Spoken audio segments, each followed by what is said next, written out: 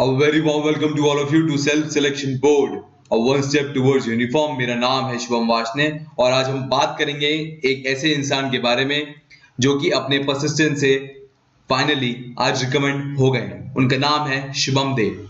शुभम दे 4 AFSB Varanasi से AFCAT 2019 की entry से रिकमेंड हुए। इनकी इस एंट्री तक पहुंचते पहुंचते इनकी लाइफ में बहुत सारे अप्स एंड डाउन आए। इन्होंने अपनी नॉलेज को काफी ज्यादा बढ़ाया और अपने माइंडसेट को तैयार किया।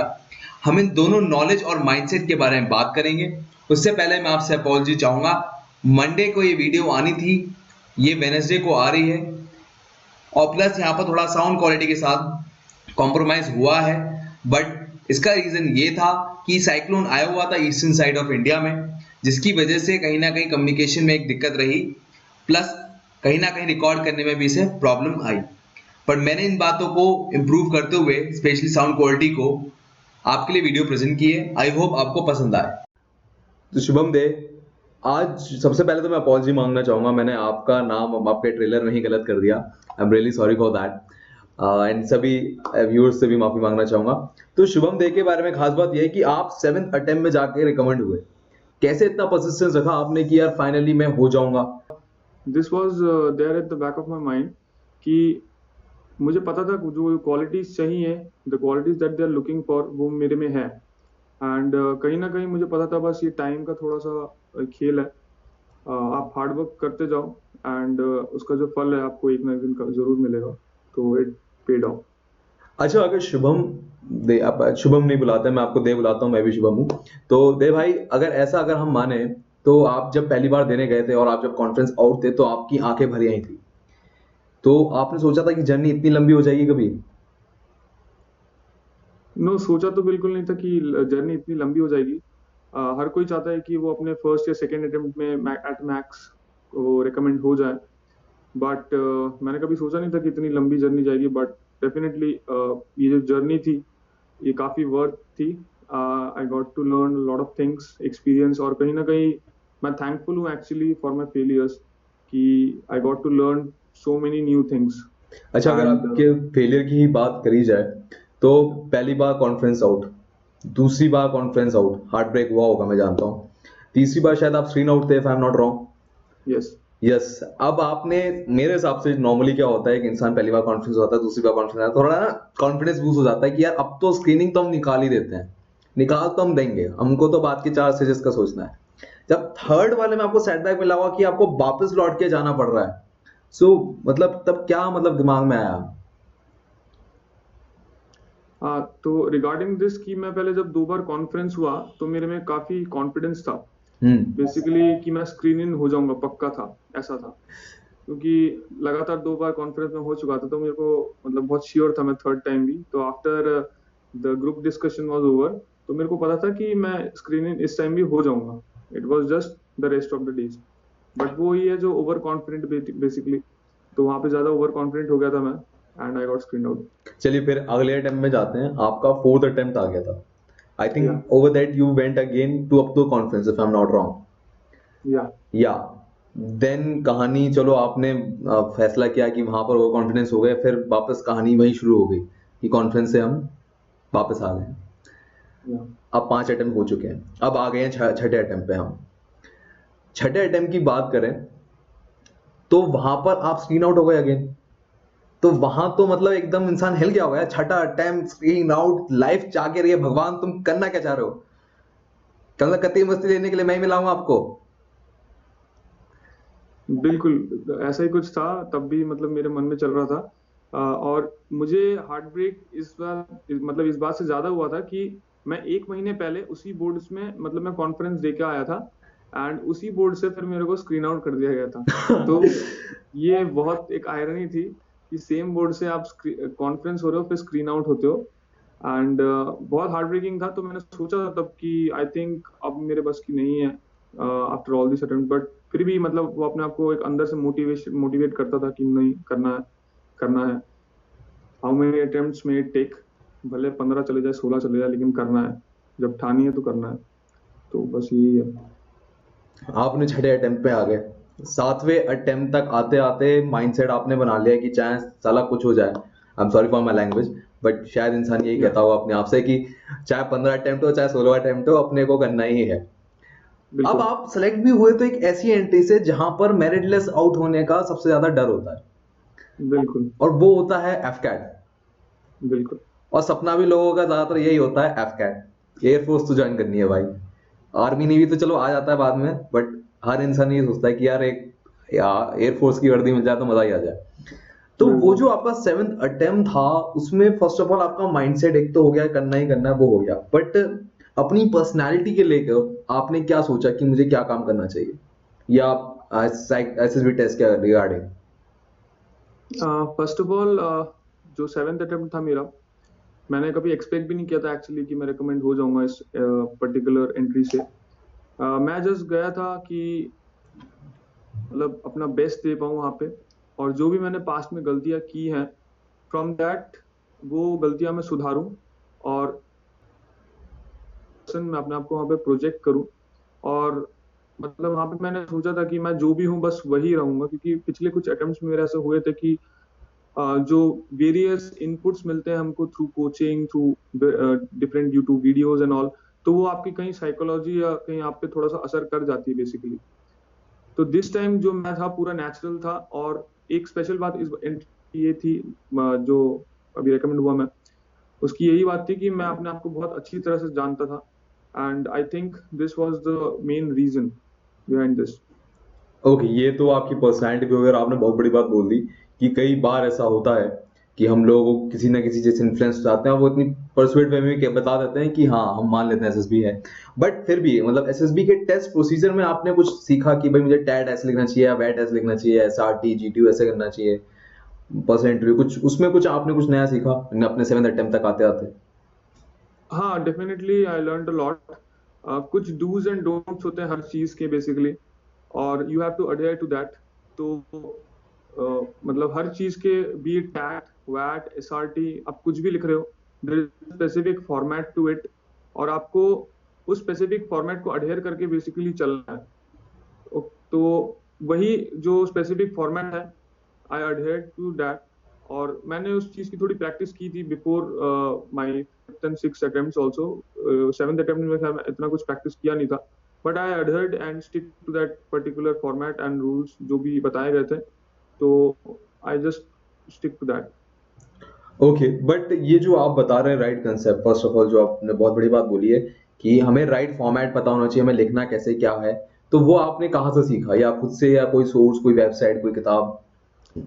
तो मैंने जो है लास्ट ईयर कोचिंग ली थी रिगार्डिंग एसएसबी, और वहां से जो है मैंने वेरियस चीजें जो है सीखी कि हमें क्या करना चाहिए क्या नहीं करना चाहिए basically, and how to go about it. तो बेसिकली वहीं से मैं जो है ये सब सीखा था। ओके, सो अगर यहाँ पर आगे कहानी हम लेके चलें तो हमारे पास बहुत सारे क्वेश्चंस आए हैं और हम स्टार्ट करेंगे एफकैट के साथ। एफकैट ने एक सबसे बड़ी बात, लोगों की बात आई है कि एफकैट का पैटर्न हर बार बदलता रहता है, is it true? To me, मैंने 5 टाइम्स दे लिया अब तक AFCAT, but as such change कुछ नहीं दिखा है मेरे को। If you go about in the reasoning section, वो ऑलमोस्ट सेम रहा है। If you go in the math section, हाँ कुछ सालों में अभी देखने को मिला है कि थोड़े से टफ क्वेश्चंस मिल रहे हैं compare to the last years. English same रहा है, and coming to the GA section वो भी ऑलमोस्ट सेम ही रहा है। तो अगर मैं ओवरऑल पेपर की बात करूं तो एज सच कुछ चेंज नहीं हुआ है, negative slide changes, that's it. Okay, but आपने एफकैट 5 बार दिया, बट आप 2 बार फेल हो गए उसमें से, उसमें का कुछ खास रीजन रहा कि ऐसा क्या, या वो अल्टरनेट फेलियर थे आपके? नो, ये अल्टरनेट फेलियर नहीं थे, ये जस्ट शुरुआत के फेलियर्स हैं बेसिकली। फर्स्ट ऑफ ऑल तो मुझे, जब मैंने फर्स्ट टाइम लिया था तो I didn't knew that much, और मैं जस्ट ऐसे ही बैठ गया था मुंह उठा के, टू बी वेरी फ्रैंक। तो वहां पे फेलियर तो बिल्कुल होना ही था, even I knew after like attempting the paper. तो that was just to see कि कैसा है। In the next attempt, I did prepare, but then also I failed, and maybe because of the negative marking, I didn't adhere that thing कि negative marking की वजह से इतना score down जा सकता है basically। तो उसके बाद से फिर मैंने वो adhere करना start किया, and I started attempting limited number of questions with like much accuracy। तो उसके बाद फिर पेपर क्लियर होता था। अच्छा, बट अगर हम एफकेट के पेपर को थोड़ा ब्रेक करें, जो कि नए हैं, जो पहली बार एफकेट देने जा रहे हैं उनके लिए स्पेशली, तो एफकेट में इंग्लिश भी आती है, रीजनिंग भी आती है, मैथ्स भी आती है एंड आपकी एप्टीट्यूड्स भी आते हैं। सो अगर इनकी प्रिपरेशन करनी हो तो what is are the sources की कहाँ से प्रिपेयर करना चाहिए, और उसके डूज एंड डोंट्स आपके अकॉर्डिंग प्रिपरेशन में क्या होना चाहिए? तो डूज एंड डोंट्स जैसे मैं बताता हूँ अभी। तो first of all topic wise cover करते हैं डूज का। तो फर्स्ट ऑफ ऑल अगर मैं रीजनिंग सेक्शन की बात करूं, तो आप रीजनिंग के लिए कोई भी बेसिक रीजनिंग बुक यूज कर सकते हैं for for that matter Arihant हो सकता है, कुछ भी हो सकता है। एंड मेरे हिसाब से जो मैं करता था बेसिकली वो थे प्रीवियस ईयर पेपर्स बेसिकली। तो प्रीवियस ईयर पेपर्स अगर आप 5 to 7 ईयर्स के प्रीवियस ईयर पेपर्स कर रहे हो, तो उसमें आपको जो रीजनिंग के क्वेश्चंस मिलेंगे that has always remain the same, और वो अभी तक सेम मतलब आते आए हैं, रिपीट होते गए हैं। तो आप रीजनिंग सेक्शन को लेकर इतना जो है टेंस मत रहिए, क्योंकि रीजनिंग से आप ज्यादा मैक्सिमम स्कोर कर सकते हैं। And this should be the target कि वहां पे जो 32 क्वेश्चंस बेसिकली हमें रीजनिंग में मिलते हैं, तो you should try and utilize to score maximum from that part. तो this was regarding the reasoning portion. Now if I come to the GA section, जो कि बहुत स्टैटिक बेसिस पे आता है, तो वहां पे कुछ चुनिंदा टॉपिक्स हैं बेसिकली वो जो पूछते हैं, like defence ministers and Olympic events and all. तो वो कुछ पर्टिकुलर टॉपिक है, if you analyse like 3 to 4 years past paper, वो कुछ पर्टिकुलर स्टैटिक पोर्शन ही है जहाँ से वो लोग पूछते हैं। तो you can just see them and you can refer to Lucent objective general book. तो वहां से आपको जो है ये क्वेश्चंस मिल जाएंगे almost, and you can prepare from there. Coming to the English, आपकी वोकैबुलरी अच्छी यहाँ पर मैं आपसे एक मिनट आपको स्टॉप करूंगा। आपने बताया कि एफकेट में जीके के कुछ स्पेशली सेक्शंस, आप कुछ के नाम दे सकते हैं फॉर एग्जांपल, इनको थोड़ा आइडिया मिल जाए व्यूअर्स को हमारे? ओके, तो कुछ स्पेसिफिक सेक्शंस जैसे हैं रिलेटेड टू सम वॉर्स, कि इस वॉर में पर्टिकुलरली कौन डिफेंस मिनिस्टर थे, या कौन प्राइम मिनिस्टर थे, या कौन फर्स्ट प्राइम मिनिस्टर रहा था जिसको may be Bharat Ratna award, ऐसा कुछ मतलब award specifics and first timers. तो ये बेसिकली कुछ पर्टिकुलर सेक्शंस है। फिर स्पोर्ट्स में बेसिकली पूछ लेते हैं जो हाई अचीवमेंट्स होते हैं, जैसे पास्ट में हमने देखा था दीपा कर्माकर का एक क्वेश्चन आया था AFCAT में रिलेटेड टू हर टाइमिंग, सम पॉइंट्स रिलेटेड कुछ था, तो वो पॉइंट बहुत स्टैटिक था। तो ये कुछ जो हाई मतलब प्रोबेबिलिटी क्वेश्चंस होते हैं which are very high in the current affairs, high burning topics, तो वहां से वो लोग पूछ लेते हैं बेसिकली। एंड इनका जो रहता है बहुत स्टैटिक रहता है, टू बी वेरी फ्रैंक। तो आपको इतना डायनामिक्स में नहीं जाना है कि यूपीएससी लाइक जैसा फ्रेम करता है क्वेश्चन। सो इसमें आपको बस बहुत बेसिक लेवल का जो है जीके आता है। तो यही है जीके का जो है कुछ मेन इंपॉर्टेंट टॉपिक्स जो मैं बता रहा था।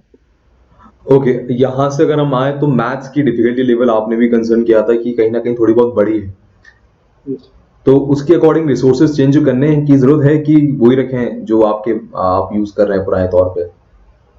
मेरे अकॉर्डिंगली मैथ्स का जो डिफिकल्टी लेवल पहले से थोड़ा सा बड़ा है डेफिनेटली, बट इसमें एज सच आपको अगर आप पहले से प्रिपेयर कर रहे हैं एफकेट के लिए, या आप normal basic day to day जो मैथ्स होती है, टाइम वर्क स्पीड डिस्टेंस, जो मतलब लगा के आप जो सॉल्व करते हैं प्रॉब्लम्स, अगर आप वो कर रहे हैं तो you don't need to change. अगर आपके कंसेप्ट क्लियर है तो you will be easily able to solve. तो इसमें ऐसा कुछ क्वेश्चंस नहीं आता, बहुत टफ लेवल के क्वेश्चंस नहीं आते that you need to refer some book specially for just clearing the maths section in AFCAT। तो आपको अगर बेसिक्स पता है मैथ्स के तो easily you can solve it. यही है, बस थोड़ा प्रैक्टिस चाहिए so that you don't you don't sit there to derive formula and then solve the questions. Okay, तो ये ऐसा कुछ पैटर्न रहता है। ओके, आप इंग्लिश की बात कर रहे थे, जब मैंने आपको टोक दिया था तो आप उसे कंप्लीट कर दें। इंग्लिश में आपका क्या पॉइंट ऑफ व्यू है? या इंग्लिश में जैसे मैं बता रहा हूँ, तो इंग्लिश मेरे को लगता है AFCAT सेक्शन में सबसे हार्डेस्ट पार्ट है, क्योंकि इंग्लिश बहुत उसमें जो वोकैबुलरी पूछी जाती है वो डे टू डे लाइफ में हमारे we don't come across such words. And to be frankly speaking, like मैं इतने सालों से I have been like studying in an English medium school for past 17 years of my this thing school and college combined, but वो जो English पूछते हैं, if you are able to tackle that, then you have to make sure कि आप कहीं ना कहीं Hindu newspaper basically, क्योंकि उनकी जो वोकैबुलरी होती है it is of that level, तो आप वो पढ़ें अगर आपको ऐसा टैकल करना है। Otherwise there are a lot of sources, आप इंटरनेट पे भी सर्च कर सकते हैं। Previous year papers that I mentioned कि वहां पे बहुत सारे काफी टाइम ऐसा होता है क्वेश्चंस रिपीट कर लेते हैं वो लोग, तो इसमें जो हार्डेस्ट पार्ट होता है बेसिकली इंग्लिश में एंटोनिम्स एंड सिनोनिम्स होता है, जो कैंडिडेट्स को बहुत बेसिकली सफर करवाता है इन माय ओपिनियन। तो आपको अगर नहीं आता है तो don't go after that thing. You rather go for the omission part, fill in the blanks part. Idioms and phrases जो आते हैं वो काफी easy होते हैं comparative to that part. तो इंग्लिश में बस हमें इतना स्कोर करना है कि एक एवरेज स्कोर इंग्लिश से आ जाए। ऐसा नहीं कि हमें इंग्लिश पूरा छोड़ देना है। अगर नॉर्मल प्रिपरेशन आप कर रहे हैं तो you should be able to score good marks out of English also. और अगर आपको बस इंग्लिश में बहुत अच्छा करना है तो डेफिनेटली जो मैंने आपको बुक्स बताई हैं और हिंदू न्यूज़पेपर जो आर्टिकल बताए उन्हें वो आपको पढ़ने पड़ेंगे। सो जैसे जो फिल इन द ब्लैंक्स और बाकी हैं हमारे जम्बलिंग वर्ड्स या इडियम फ्रेजेस जो स्टैटिक पार्ट है, तो इनके लिए कोई पर्टिकुलर बुक आप रेफर करते थे कि you just go with online sources? मैं जस्ट ऑनलाइन सोर्सेस करता था और वेरियस यूट्यूब वीडियोस थी, तो I just used to refer them at previous paper, जैसे मैंने बताया, तो काफी क्वेश्चन प्रीवियस पेपर्स भी आ जाते। ओके, अब जरा आपकी उसमें आपकी लाइफ की तरफ चलते हैं। आप ग्रेजुएट हुए around 17, am I right? Graduate around 21. No, I mean the year 2017. The year, yes. Okay. So 2017 के बाद आपने जॉब नहीं की और अब 2019 से लाकर करीबन 2 साल जा चुके हैं। आप इतनी कॉन्फ्रेंस तक गए हैं और रिकमेंड भी हुए हैं अभी, तो आपसे सवाल जरूर पूछा गया होगा आपने जॉब नहीं करी, तो उसका कोई रीजन है? First of all it is not totally true कि मैं जॉब नहीं कर रहा था। I was there in a part time this thing, so मैं वहाँ पे भी कर रहा था थोड़ा बहुत, just to earn my livelihood kind of thing, और pocket money थोड़ा सा मिल जाए to this thing, but हाँ मतलब मैं employed as such नहीं था। तो इसका justification मतलब मैं यही बोलूँगा कि हर किसी का अलग अलग रीजन होगा if they are not doing anything or if they are doing like anything for that matter। But मेरा जस्टिफिकेशन यही था कि I am focused on a particular thing, I have committed myself to that particular in achieving that particular dream. तो इसमें जो है मैं अपनी जितना भी टाइम था, जितना भी लेबर था और जितनी भी स्टडी करनी थी related to and like everything of defence, तो I started gathering information regarding that and I started devoting time in that thing. So this was my explanation that how I utilize my time and yeah, so this was the justification basically। तो उनकी तरफ से bounce back नहीं आया कि लोग तो job के साथ भी कर लेते हैं, आप जॉब क्यों नहीं कर रहे? Basically yeah, a lot of times they did ask me, but then I stuck to my point whatever I said कि sir I don't consider myself there, my heart doesn't lie there, तो और अगर मैं जाऊंगा भी तो I won't be able to give my best maybe, तो that's why I choose to not go into a private sector और something like that and like along with the part time also I was studying here and doing things, so yeah pretty much he was satisfied with that thing। Okay, आपके father ने एक line कही थी, मुझे याद है आपके father ने कहा था कि बेटा या तो इस नाव में तुम डूब जाओगे या इस नाव से तुम तैर के पार कर जाओगे। सो ये लाइन थोड़ी हॉन्ट नहीं करती थी आपको कभी? नो ऐसा कुछ हॉन्ट नहीं करती थी कि मेरा भी यही था, बचपन से मैं भी इसी गोल पे हूँ कि either you win or either you fail, there's nothing in between that।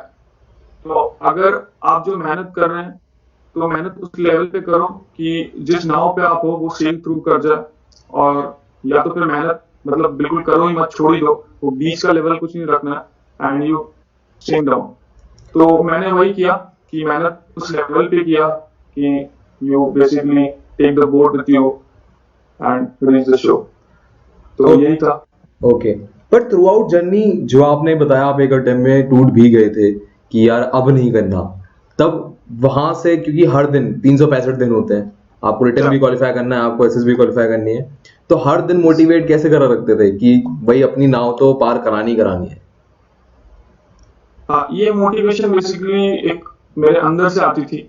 भले मेरा जो मन है वो कहता था कि switch to some other thing, look after some other thing, but मेरा जो हार्ट था वो हमेशा बोलता था कि नहीं, तुझे इसी में जाना है, और नो मैटर कितने भी साल लगे या कुछ भी टाइम लगे तुझे, you have to be there basically. मेरे लाइफ का बस ये अब एक एम बन चुका था कि मुझे यहीं पे जाना है। हर एक इंसान के लाइफ में जो एक गोल होता है basically which he wants to achieve, और मेरे लाइफ का यही गोल था कि I want to get into the defence forces anyway, and उसके लिए फिर मैंने वैसे प्रिपरेशन की।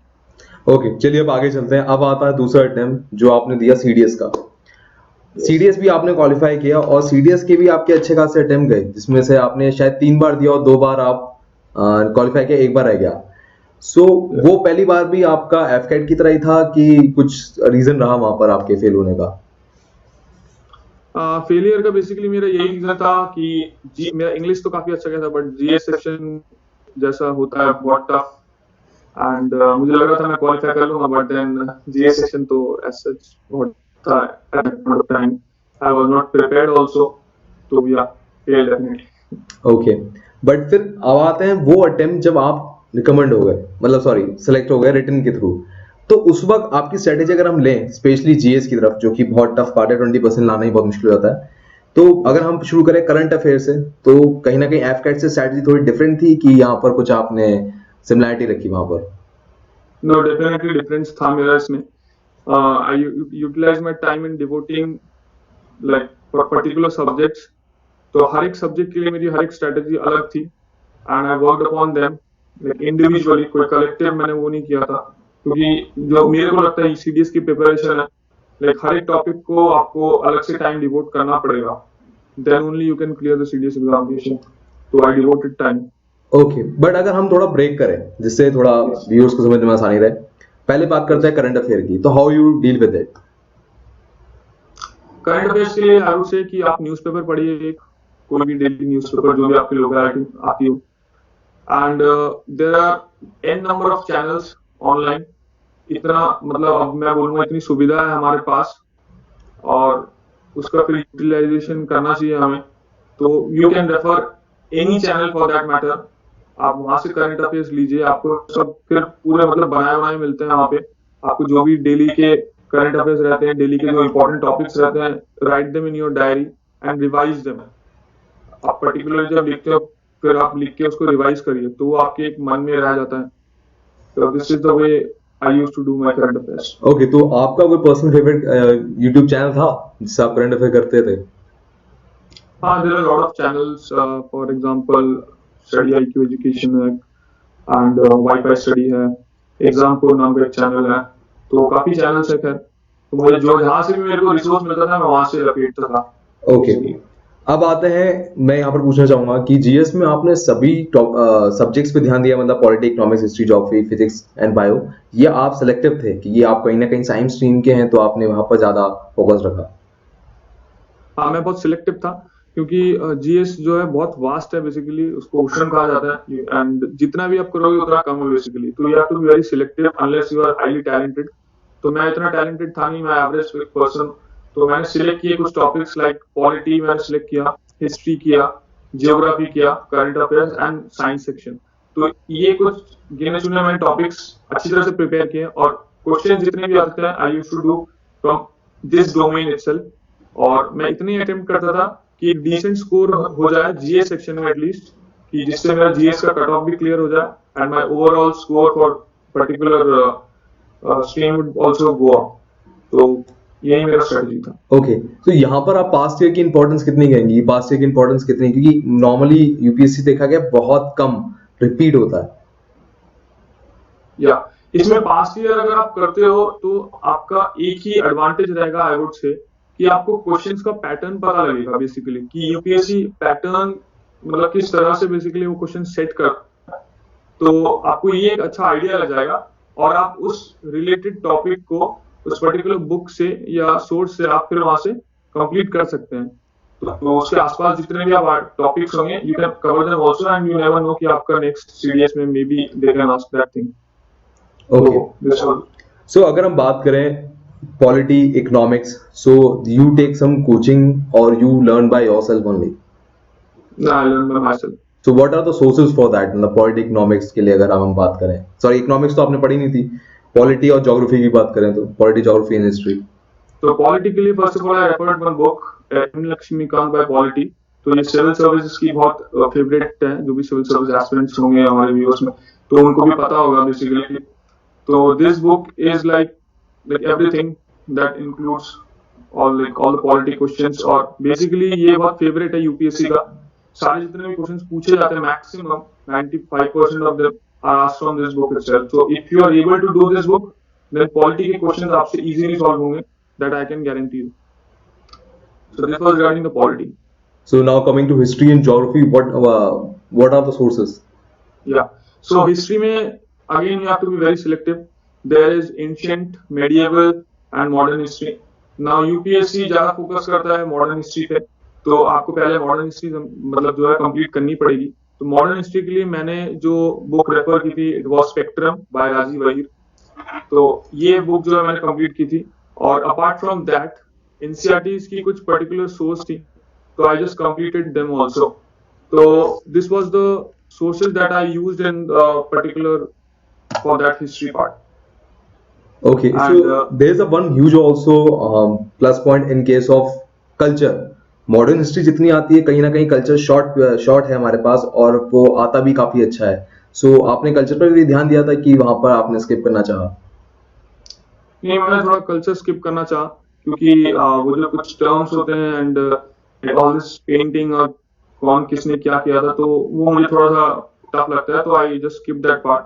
हाँ, वन मोर टॉपिक हिस्ट्री में जो मैं बताना चाहूंगा, कुछ मेन इंपॉर्टेंट टॉपिक्स है, जैसे भक्ति सूफी जो मूवमेंट से, और फिर जैनिज्म बुद्धिज्म, तो ये भी कुछ टॉपिक्स हैं, यू कैन प्रिपेयर देम, क्योंकि यूपीएससी का ये हॉट फेवरेट रहा है। And if you complete these topics, तो definitely questions you can expect them. Okay, now we move to geography part. तो ज्योग्राफी कहीं ना कहीं बहुत ही वास्ट है, जिसमें अगर हम कहें अर्थ, वर्ल्ड और इंडिया, इन तीन पार्ट में ज्योग्राफी डिवाइडेड है। इसमें भी कहीं ना कहीं अर्थ और इंडिया ज्यादा है और वर्ल्ड कम। तो इसमें आपके व्यूज मेरे से मैच हैं कि आप कुछ ऐड करना चाहेंगे या सब्ट्रैक्ट? या फर्स्ट ऑफ ऑल, अगर मैं ज्योग्राफी की बात करूं, तो ज्योग्राफी में you have to cover India only according to me. Okay, और अगर आप इंडिया कवर करते हो, that is more than sufficient. आपको वर्ल्ड के पीछे भागने की जरूरत नहीं है, क्योंकि अगर आप इंडिया को अच्छी तरह से पता कर लेते हो, तो most of the questions are from India itself.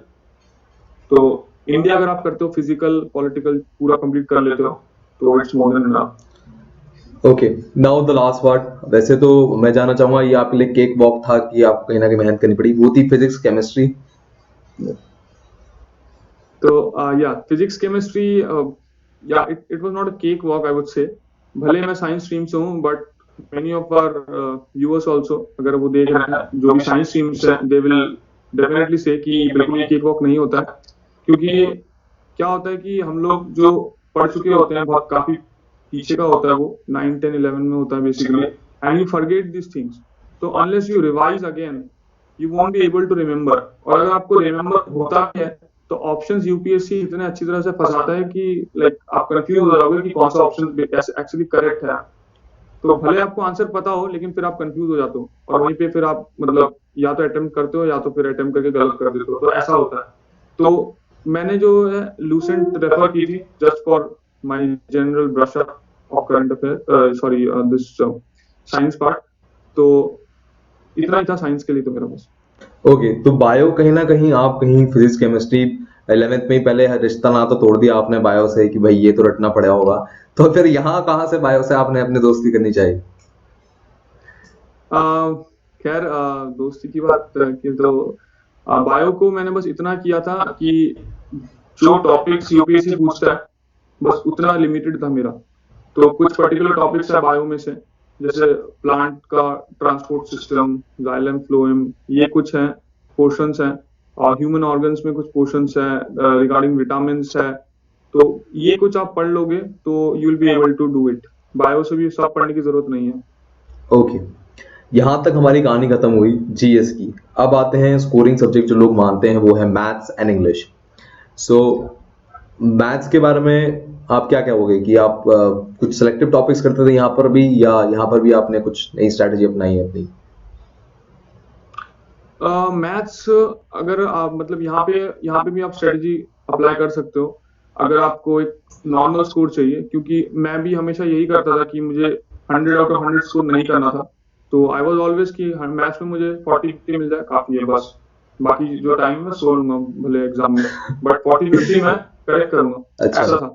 तो सिलेक्टिव टॉपिक्स थे जैसे ट्रिग्नोमेट्री है, यहाँ पे मेंसुरेशन है, तो ये कुछ टॉपिक्स हैं यहाँ से जो बहुत है, मतलब ज्यादा amount of questions UPSC ask, तो you can always complete them before completing the others and then can proceed to the next one. तो नंबर सिस्टम्स ऑल ये है, तो आप डेफिनेटली स्कोर कर सकते हैं वहाँ पे इजीली 40 to 50 मार्क्स। ओके, सो आपके कहने का सेंस है कि ट्रिग्नोमेट्री, मेंसुरेशन और ज्योमेट्री वाला पोर्शन पहले करें एंड उसके बाद आप टाइम, वर्क, स्पीड और बाकी टॉपिक्स पे आप आ सकते हैं, ये आपके लिए कहीं ना कहीं। ओके, तो चलो आपने बात तो बहुत सही कही कि पेपर चाहे 40-50 मार्क्स का ही करो, बाकी time so low, but main important काम जरूरी है।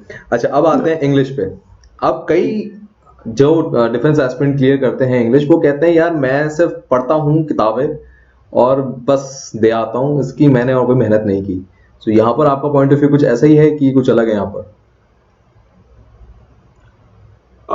इस टॉप लेकिन मैं इस पॉइंट ऑफ व्यू में इतना कमेंट नहीं करना चाहूंगा, क्योंकि ये डिपेंड करता है person to person. I would say किसी किसी का होता है ये कि जस्ट वो एक रीडिंग देके चले जाते एग्जाम में, they are still able to clear it, क्योंकि उनका वो पहले से माइंडसेट उतना, वो जो इंटेलिजेंस उतना होता है उनके पास। और कुछ लोगों का ऐसा भी होता है कि they need to actually practise a lot for that, उनको एंटोनिम्स याद करने पड़ते हैं, सिनोनिम्स याद करने पड़ते हैं, लिखने पड़ते हैं, रिवाइज करने पड़ते हैं, तो ऐसा भी एक स्ट्रेटेजी होता है। बट मेरे साथ मेरी जो पर्सनल स्ट्रेटेजी थी कि मेरा इंग्लिश ऑलवेज स्ट्रांग रहा है एंड इंग्लिश में मैं मैक्सिमम स्कोर करता हूँ बेसिकली। तो जो सीडीएस का इंग्लिश पेपर है it is very easy I would से, एंड तो नॉर्मल मैं जस्ट प्रीवियस से पेपर्स थोड़े से देख लेता हूँ एंड दैट्स इट। इंग्लिश के लिए मैं लाइक पर्टिकुलर कुछ प्रैक्टिस से और ऐसा कुछ नहीं करता था। ओके, बट अगर हम बात करें इंग्लिश में भी कुछ ऐसे टॉपिक्स हैं जो कि बहुत ही परेशान करते हैं, जैसे एरर स्पॉटिंग।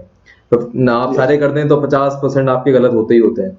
और दूसरा है जंबल पैरा, जो कि काफी बड़े होते हैं और उन्हें पढ़ने में ही इंसान आधा टाइम तो थक जाता है। तो ये जो टॉपिक्स हैं इनके लिए आपने क्या किया कि यहाँ पर आपने स्किप मेथड्स यूज किया? यहाँ पे मोस्ट ऑफ द क्वेश्चंस जो है मुझे मतलब मेरे से हो जाते थे, सॉल्व हो जाते थे, ऐसे बहुत कम क्वेश्चंस होते थे which I was not able to do, तो मतलब मोस्टली मेरे से हो जाते थे। तो इंग्लिश में मेरा स्कोर काफी डिसेंट, अच्छा हाई स्कोरिंग होता था बेसिकली। एंड जो क्वेश्चन मुझे नहीं आते थे, जिसमें मुझे थोड़ा डाउट होता था, मैं I used to skip them, मुझे वो करने नहीं होते थे, तो मैं I didn't do. Okay, but आपकी जिस तरह से इंग्लिश, तो अबाउट आपका कितना स्कोर आता था? मतलब आपने प्रैक्टिस टेस्ट में कितने देखा आपने अपना स्कोर?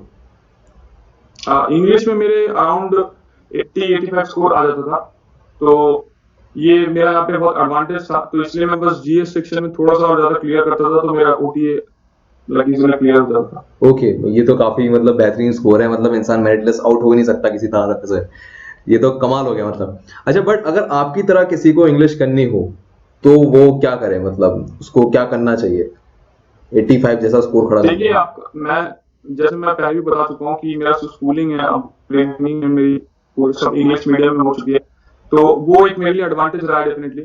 बट जिन कैंडिडेट्स के लिए, जो कैंडिडेट्स नहीं इंग्लिश मीडियम में रहे हैं या जिनको थोड़ा दिक्कत हो रहा है अभी, तो उनको पहले जो है बेसिक फाउंडेशन लेवल जो है उनको वो करना पड़ेगा। दे हैव टू नो कि प्रीपोजिशन क्या है, वर्ब, सब्जेक्ट, अग्रीमेंट, ये सारे उनको सब कुछ करना पड़ेगा, तब जाके उनको पता लगेगा। क्योंकि अनलेस यू डू दिस, आप जो है एडवांस इंग्लिश में नहीं जा पाओगे and you won't be able to solve the questions. तो इसका आपको आइडिया होना चाहिए, and then only you can just after that practice and practice makes man perfect. तो यही है।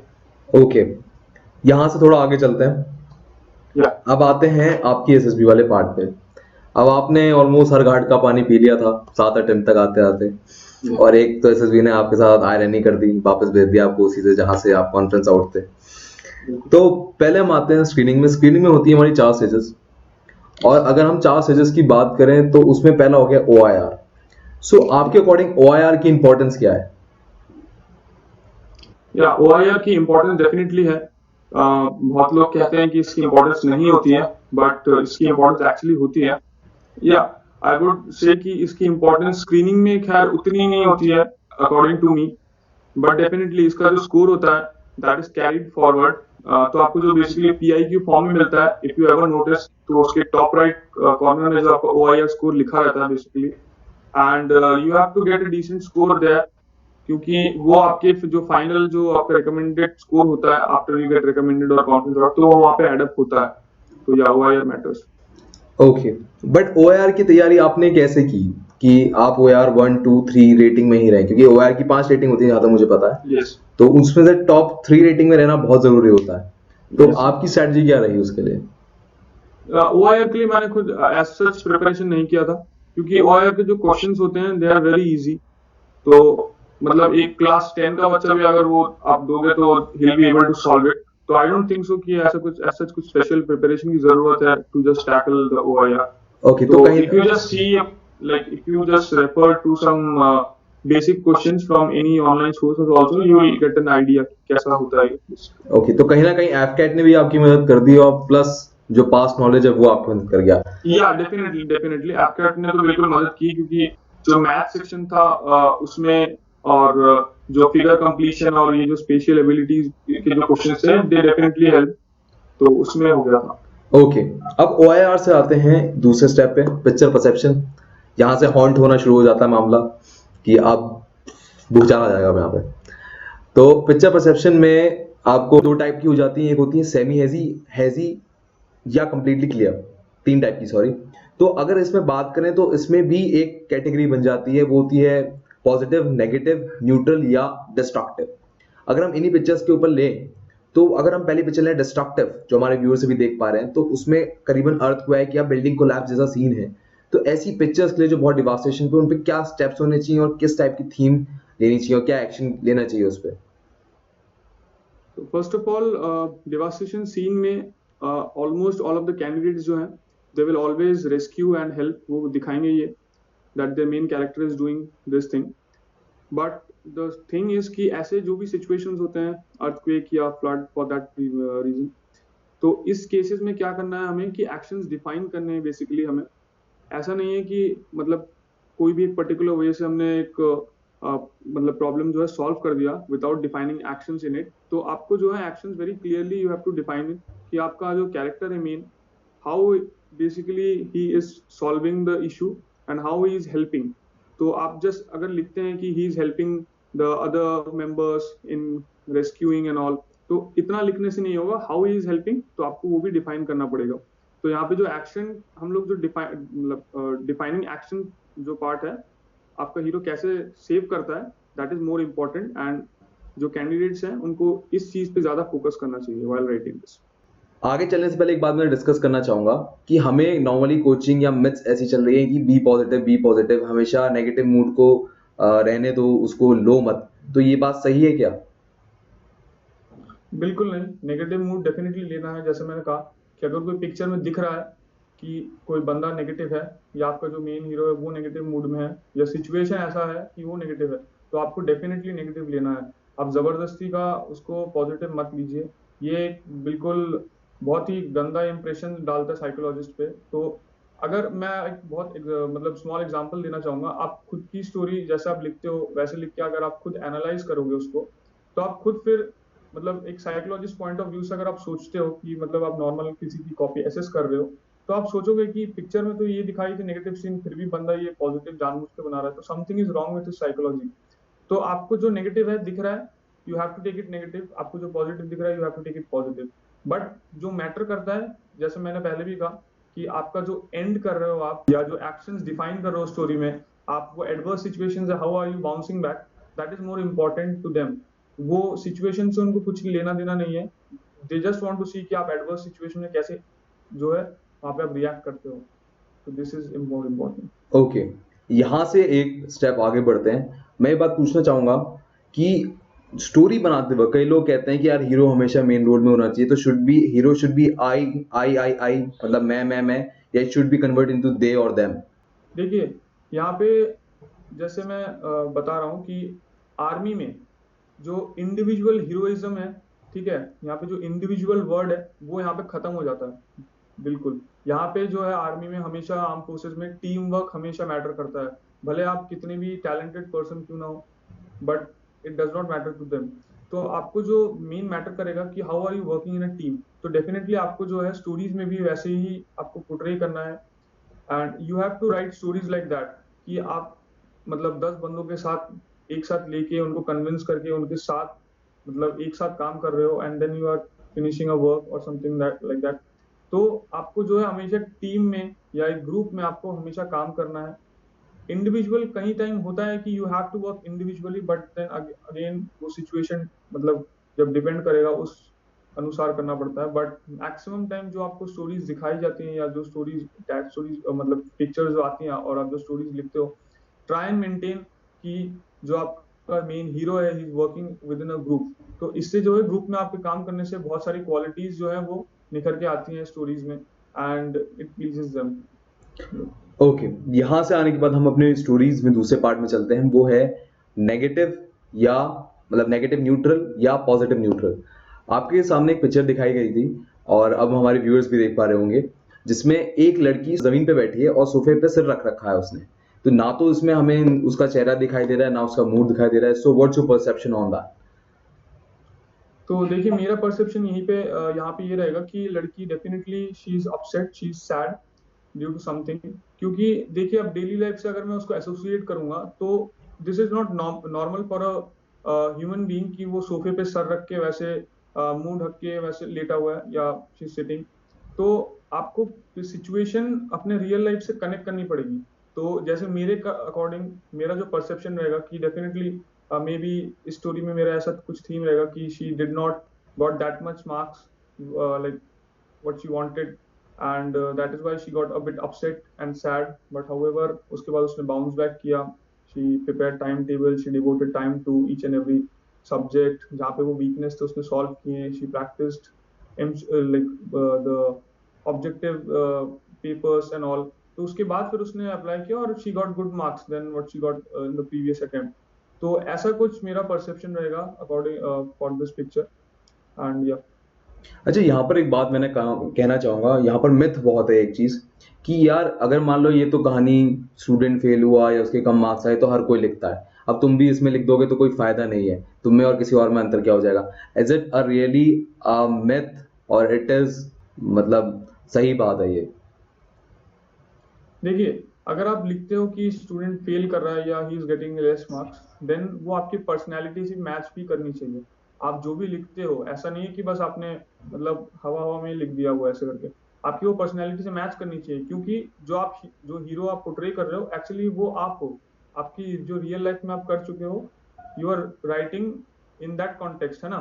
तो अगर आप कभी जिंदगी में फेल नहीं हुए and you have been a consistently topper, और अगर फिर भी आप लिखते हो कि she got less marks and she did not fail like she failed, और यहाँ पे आप मतलब दिखा रहे हो रियल लाइफ में कि आप टॉपर थे हमेशा, तो वो थोड़ा कॉन्ट्राडिक्ट कर जाएगा कि क्योंकि आप स्कूल लाइफ में हमेशा टॉपर रहे हो, यू नेवर फेल्ड, आप हमेशा फर्स्ट या सेकंड पोजीशन में आए हो क्लास में, बट यू स्टिल राइटिंग यहाँ पे अननेसेसरी साइकोलॉजिस्ट। तो फिर वहाँ पे वो एक मतलब कॉन्ट्राडिक्टरी वो हो जाता है and he marks that as negative. तो definitely it has to suit your personality या। तो दिस वाज बट वो एक बात रह गई, मैं यहाँ पर दोबारा टोकना चाहूंगा आपको कि कहते हैं ना कॉमन थीम्स, ये तो कॉमन थीम है यार, किसी के मार्क्स बढ़ रहे हैं, आपने कह दिया कि हाँ पर्सनैलिटी से मैच होना चाहिए, बट क्या ये कॉमन थीम जैसी मिथ है, इसको नेग्लेक्ट करना चाहिए कि मिथ रॉन्ग है, आपकी पर्सनैलिटी से मैच करता है, इस बात पे सिर्फ आप कंसंट्रेशन दें rather than किसी और चीज को? नहीं, common theme is a different thing. Common theme में हमेशा ऐसा होता है कि whatever the group agrees to, अगर ग्रुप किसी चीज पे अग्री कर रहा है एंड दे थिंक कि ये story is more suitable, is more apt, अगर majority of them think, then go with that thing। क्योंकि like at the end of the day you have to work within a group, you have to work within a team, as a team। तो आपको अगर आपको story थोड़ी अलग भी लगती है, it is not matching your personality also, but it doesn't matter, क्योंकि आप जो इंडिविजुअल नरेशन कर चुके थे वहां पे आप अपनी स्टोरी बता चुके and they have already listen to you. तो उनको पता लग चुका है कि what kind of personality are you. But अब वो यहाँ पे यही देखना चाहते हैं कॉमन थीम में कि whether you are willing to work in a group or not। So it is a good gesture, it is a good sign if you are willing to work and accept a different story as a common theme story। Okay, आगे चलते हैं। तो एक picture और है जो है positive neutral. अब उसमें आप देख पा रहे हैं, व्यूअर्स भी देख पा रहे होंगे कि एक टहनी पर बच्चे खुश हैं और कुछ एंजॉय कर रहे हैं एंड उसके नीचे पानी है, and this do not depict much about action. So what's your perspective on that? According to me ये जो पिक्चर दिखाई जा रही है, तो इस पिक्चर में ये काफी एक बिल्कुल जॉयफुल एक सीन है, एक बहुत लाइक ऑप्टिमिस्टिक सीन है, यहाँ पे कोई नेगेटिव कुछ नहीं है। तो यहाँ पे डेफिनेटली जो सारे कैरेक्टर्स हैं they are all in positive mood. और मेरा कुछ परसेप्शन इस तरह का रहेगा कि maybe they got their school holidays during the summer this thing, so they decided to visit the nearby lake, all the friends gathered together, they enjoyed there. तो मेरा कुछ इस तरह का जो है परसेप्शन रहेगा फॉर दिस पिक्चर। ओके, अब आगे चलते हैं। यहाँ तक तो कहानी हो गई पीपीएनडीटी की। पीपीएनडीटी में जैसे हम आते हैं तो नरेशन आ जाता है। नरेशन में सीन क्या है कि 3 असेसर बैठे हैं, 25 लोग एक साथ बैठे हैं, सब फॉर्मल एनवायरनमेंट में है, घुटने पे हाथ रख के बैठे हैं एज अ ट्रेडिशनल मैनर जो होता है हमारे यहाँ। एंड वहाँ पर आपको अपनी स्टोरी बोलनी। आधे लोग वहाँ पर फंबल हो जाते हैं, कॉन्फिडेंस लैक होता है, तो वहाँ पर क्या करना चाहिए एक इंसान को, कैसे प्रिपेयर करना चाहिए इसके लिए? सो फर्स्ट ऑफ ऑल जो यहाँ पे मेन चीज है, आपको जो स्टेज फियर है वो आपको हटाना पड़ेगा, है ना। तो इसके लिए आपको प्रैक्टिस करना पड़ेगा नरेशन। आप घर में कीजिए, आप मिरर के सामने खड़े होके उसको रिपीट कीजिए, आप खुद की वीडियो रिकॉर्ड कीजिए। तो इससे जो आपका पहली बात है जो स्टेज फियर है वो आपको हटाना पड़ेगा। एंड ये ओनली पॉसिबल है अगर आप प्रैक्टिस करते हो, like every day you practice for a particular amount of time and devote this thing for narration, तो ही आपका नरेशन अच्छा हो पाएगा। सेकेंड थिंग कि आपको within stipulated amount of time जो भी दिया गया है, you have to complete it within that time. भले वो 1 मिनट बोलते हैं SSS, but they don't actually give it, तो try and complete it within 30 to 45 seconds at max, ठीक है। जो अननेसेसरी आपकी डिटेल्स है स्टोरीज में, कट शॉर्ट वहाँ पे कीजिए। जो एक्शन है मेन वो ज्यादा उस पर ध्यान दीजिए। And always adhere to the instructions that the SSRs are giving. Always address your story to the group. तो ये कुछ चीजें आप ध्यान रखिए नरेशन के टाइम पे। और अगर आप कहीं भूलते भी है, डोंट पैनिक, बी काम, 1 सेकंड का पॉज लीजिए फिर स्टार्ट कीजिए। अगर आप वहाँ पे पैनिक करते हैं तो इट शोज कि आप जो एडवर्स सिचुएशन में आप पैनिकिंग नेचर के हैं, और वहाँ पे वो फिर एक नेगेटिव व्यू जाता है। अगर आपसे कहीं गलती हो रही है, just say pardon me and then again start. So कुछ इस तरह का आपका जो है मेंटालिटी होनी चाहिए। अब यहाँ पर आपने एक बहुत अच्छी बात बोली कि कहीं अगर आप गड़बड़ हो जाती है तो आप पार्टन बोल के आप आगे बढ़ें। सो ये कहीं ना कहीं फ्लो मतलब एक्सेप्टेबल होती है बात। अब इसके साथ अगर हम एक बात और चलें, नरेशन में जो स्टार्टिंग की लाइंस होती हैं क्या बोलनी चाहिए, एक सवाल हमारे पास ये भी आया था कि नरेशन को उसके डिस्क्रिप्शन के साथ शुरू करना चाहिए कि डायरेक्ट स्टोरी शुरू कर दें हम? नरेशन के टाइम आपको क्लियर इंस्ट्रक्शंस मिल रखे होते हैं कि आपको कहाँ से कैसे स्टार्ट करना है, and just address it to the group. So आप जस्ट स्टार्ट कीजिए नॉर्मल आपकी स्टोरीज से कि in my story I perceive this number of characters and all. तो आप ऐसे कुछ इस तरह से स्टार्ट कर सकते हैं। तो जो भी आपको इंस्ट्रक्शन दिए जाते हैं कि आपको क्या क्या बोलना है वहाँ पे, लिसन टू देम, और फिर आप उसको वो चीजें बोल के फिर आप then you can start your story. Okay, यहाँ से अगर हम आगे चलें तो नरेशन हो गया। अब आता है जीडी। जीडी वो एक जगह है जहां पर हर किसी को बोलने का मौका नहीं मिलता और फिश मार्केट में उलझ के रह जाते हैं, स्पेशली रिपीटर के केस में। तो आपकी इतने सारे अटेम्प्ट हो चुके हैं, तो आपका कोई स्ट्रैटेजी है? या जीडी में डेफिनेटली एक स्ट्रैटेजी होती है हर चीज की। और जीडी में मैं ये स्ट्रैटेजी फॉलो करता था कि जैसे ही लास्ट पर्सन बोलना खत्म करता है हिज इंडिविजुअल नरेशन, तो try and initiate at that very moment. अगर आप तभी इनिशिएट कर देते हैं तो आपको वो एक fraction of a second time मिल जाता है to keep your point, and that is the point that you have to basically keep within that fraction of second time. क्योंकि उसके बाद फिर आपको बोलने का मौका मिले या ना मिले, वो बहुत चांसेस बहुत लेस हो जाते हैं उसके। इसके बाद जैसे ही अगर कोई अगर बोल पाते हैं point, then well and good. अगर बीच में फिश मार्केट क्रिएट होने लगता है तो withdraw from that, don't be part of fish market. और अगेन फिर वेट कीजिए आप कि आप कब वो जो पॉज सेकंड मिलता है आपको, तो वहां पे आप फिर से जो है पॉइंट रखिए। एक पॉइंट ऐसा आता है कि जब सब फिश मार्केट में इन्वॉल्व हो जाते हैं, at a particular point of time जो है आपको वो पॉइंट मिलता है, और उसमें आपको ये स्ट्राइक करना है। तो यही है। और जीडी में एट मैक्स 2 to 3 टाइम्स अगर आप बोलते हैं तो it's more than enough. And जो आपको कंसेंसस है आप उस पे आइए, तो that will be very good for you. Okay, यहाँ से आगे चलें। जीडी हो गया हमारा, पर अगर हम एक बात करें, हम सबने जितने भी एसएसबी एस्पिरेंट्स होते हैं उनके लिए पता होता है कि कई ऐसे एस्पिरेंट्स होते हैं जिनकी तैयारी काफी अच्छी होती है बट वो फिर भी वापस बाहर आ जाते हैं क्या उसके लिए कहीं ना कहीं रीजन ये होता है इंटरनल प्रेशर बना होता है दिमाग में कि यार सिलेक्शन चाहिए ही चाहिए, तो इस वजह से कहीं ना कहीं प्रेशर बन जाता है और हम परफॉर्मेंस हैम्पर कर जाते हैं? या ये एक बहुत बड़ा फैक्टर है कि जो हम ज्यादा अपने पे ओवरलोड ले लेते हैं, हम ये सोचते रहते हैं कि क्या होगा क्या नहीं होगा, तो इससे जो है हमारा परफॉर्मेंस ये काफी ज्यादा हैम्पर होता है। तो मेरे केस में भी जो है ये ज्यादा हुआ था, स्पेशली फर्स्ट कुछ एसएसबी में मेरे, तो I was more stressed and मैं ज्यादा सोचता था रिजल्ट्स के बारे में। तो यहाँ पे जो है मेरा परफॉर्मेंस डेफिनेटली हैम्पर हुआ था, और मैं यही कहूंगा कि आप अपने आप पे जो है ओवरबर्डन मत कीजिए, आप रिजल्ट्स की मत सोचिए, आप जस्ट बेस्ट दीजिए अपना, और जो भी होगा वो अच्छे के लिए ही होगा। ओके, सो यहाँ से हम चलते हैं, पीपीएनडीटी की कहानी हो गई। अब चलते हैं डे 2। आपने अपना लगेज उठाया, आप अंदर गए फटाफट सबके साथ, खुशी का एक मौका तो हो गया, आधी जंग बाकी है। सो पहला दिन हो जाता है साइकोलॉजिकल टेस्ट। हम टेट के बारे में बात कर चुके हैं जो पीपीएनडीटी से सेम होता है लगभग, पर इसमें अगर आपकी कोई व्यू है एक्स्ट्रा तो आप बता दीजिए, वरना हम फिर बैट या एसआरटी पे चलेंगे। ना सेम या PPT and that they all are same, आपकी जो राइटिंग फॉर्मेट होता है जस्ट उसमें थोड़ा सा डिफरेंस होता है, और कुछ नहीं, इसमें आपको एक्शंस और वो मूड नहीं लिखना होता है, बस नॉर्मल स्टोरीज लिखनी होती है, तो मोर और लेस पूरा सेम है। ओके, एक मिथ बहुत बड़ी है, 2-3 मिथ हैं, एक नहीं 2-3, वो ये है कि जो 1 से लेके 12 स्टोरीज होती हैं उनमें कोई ना कोई कनेक्शन होना चाहिए सेम, मतलब कोई एक फर्स्ट में है तो सेकंड में तो थर्ड में कनेक्शन। क्या ये बात सच है? नहीं, ऐसा कुछ भी नहीं है बेसिकली, क्योंकि आपको जो स्टोरीज दिखाई जाती हैं 12, वो बिल्कुल अलग अलग स्टोरीज दिखाई जाती हैं। कोई आपको एक एक्सीडेंट का सीन मिल जाएगा, या कोई एक बहुत एक डायनामिक सीन मिल जाएगा जहाँ आपको कुछ स्पोर्ट्स इवेंट हो रहा है या कुछ हो रहा है, या आपको कहीं कुछ नेचुरल कैलामिटी रिलेटेड कुछ मिल जाएगा। तो ये सारी जो होती हैं they are not connected anyway, और ये मतलब टोटली मिथ है पूरा कि they have to be connected and all, ऐसा कुछ भी नहीं है, जैसा आपको दिख रहा है वैसा आप लिखिए, दैट्स इट। ओके, एक और मिथ है, जो लोग इस मिथ को नहीं मानते, दूसरी एक मिथ मानते हैं कि जो 11th पिक्चर बनाई है उसी से मिलती जुलती 12th होनी ही चाहिए। बिल्कुल भी नहीं, ऐसा कुछ भी नहीं है, क्योंकि अभी तक हमारी जितनी भी एसएसबी हैं, इंक्लूडिंग द लास्ट वन, मेरा जो लास्ट स्टोरी था इट लाइक वो 11 स्टोरी से कहीं भी मैच नहीं की थी।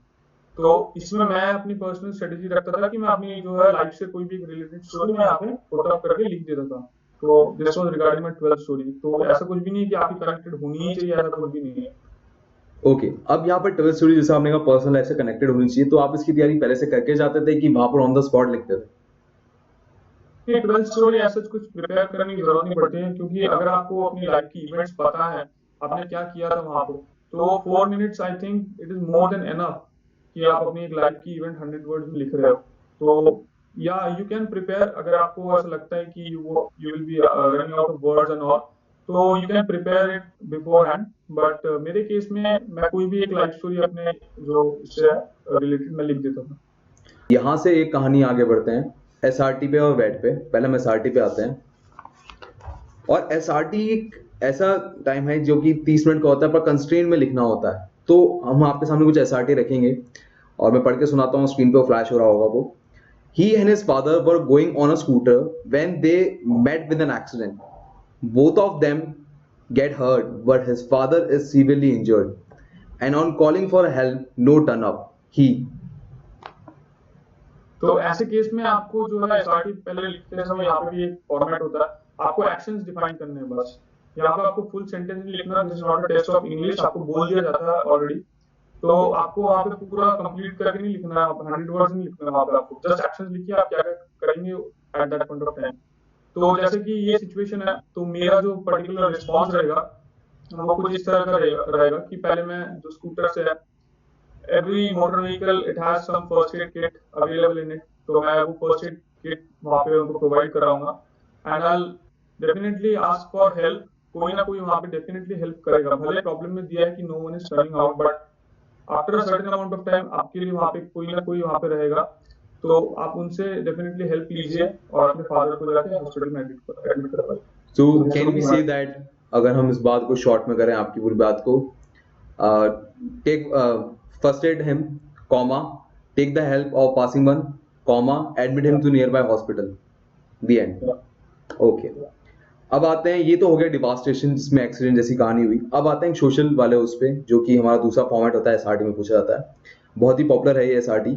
ही saw his girlfriend with another person, on his way he यहाँ पे बस नॉर्मल आपको रिएक्ट करना है, यहाँ पे कुछ रिएक्ट करने के लिए है नहीं। आपकी गर्लफ्रेंड एक लड़के के साथ जा रही है, लड़के के साथ जो भी आप देखते हो, तो वहां पे आपको मतलब पैनिक करने की कोई जरूरत नहीं है। You can just ask your girlfriend कि हु वाज दैट पर्सन, और you can just inquire about that person and just normal, फिर आप you can continue with your daily this thing. तो देयर इज नथिंग पर्टिकुलर कोई action मुझे यहाँ पे define करना है, तो ऐसा कुछ नहीं है। विल जस्ट इंक्वायर कि who it is and just for own purpose, own सेक। तो यही रहेगा मेरा रिस्पॉन्स। ओके, कहीं ना कहीं इससे इस क्वेश्चन से ऐसा पता लग रहा है कि कहीं ना कहीं ऐसा जाना चाह रहा है कि ये कहीं अपनी मैस्कुलिनिटी का गलत इस्तेमाल तो नहीं करता है, समथिंग लाइक दैट। अगर ओके, अब एक है सिचुएशन बेस्ड जिसमें इंसान की रेस्पॉन्सिबिलिटी चेक होती है, और वो है SRT. He was rather young when his father was killed in the war, and later mother kidnapped by the rival group. He had no other relative. So he definitely he went to the police station, और वहाँ पे उसने खुद से जो है he told everything what happened. He took the help of policemen. वहाँ पे हमने वहाँ से मम्मी को रेस्क्यू किया, और फिर then he grew up.